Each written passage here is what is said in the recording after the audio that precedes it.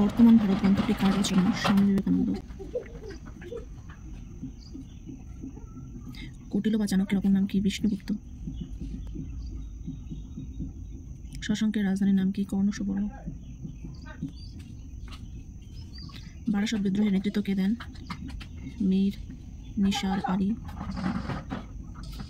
বা তিতুমির। রাষ্ট্রকূট বংশের প্রতিষ্ঠাতার নাম কি? দন্তি দুর্গ। কৈবর্ত বিদ্রোহের নায়কের নাম কি? দীপক।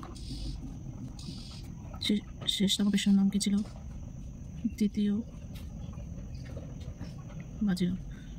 তুগলক বংশের প্রতিষ্ঠাতা কে ছিলেন?